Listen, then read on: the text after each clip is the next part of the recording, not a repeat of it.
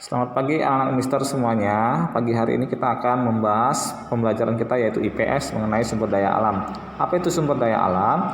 Sumber daya alam adalah segala sesuatu yang berasal dari alam yang dapat digunakan untuk kebutuhan hidup manusia.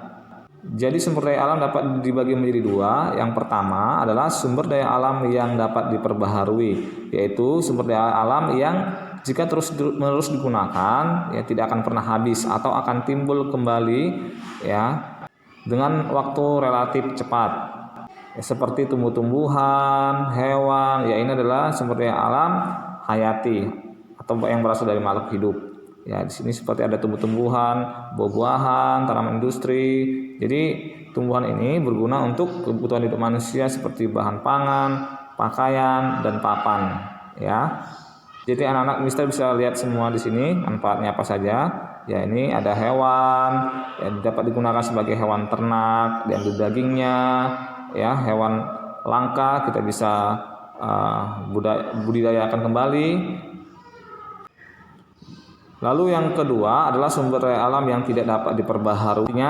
Artinya jika sumber daya alam tersebut terus-menerus digunakan, ya akan cepat habis, ya karena jumlahnya terbatas. Seperti sumber daya alam mineral, ya ada emas, tembaga, dan lain-lain.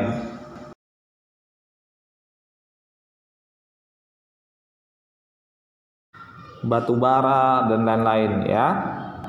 Lalu sumber daya alam yang tidak dapat diperbaharui juga adalah minyak bumi, ya. Ada juga gas alam, batu bara, dan masih banyak lagi yang tidak dapat diperbaharui. Ya, ini adalah contoh-contoh sumber daya alam yang jumlahnya terbatas atau jika terus-menerus digunakan akan cepat habis. Jadi kita harus hemat-hemat dan bijaksana dalam menggunakan setiap sumber daya alam yang terbatas.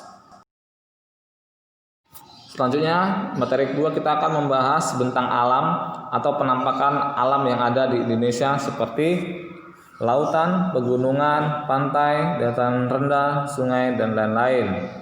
Ya, jadi kita bersyukur memiliki bentang alam yang berbeda-beda di Indonesia. Yang pertama, seperti wilayah dataran rendah dapat dimanfaatkan untuk membangun permukiman dan persawahan. Ya, banyak sumber daya alam yang dapat dihasilkan dari dataran rendah tersebut, seperti sawah, ya, sayur-sayuran, dan lain-lain.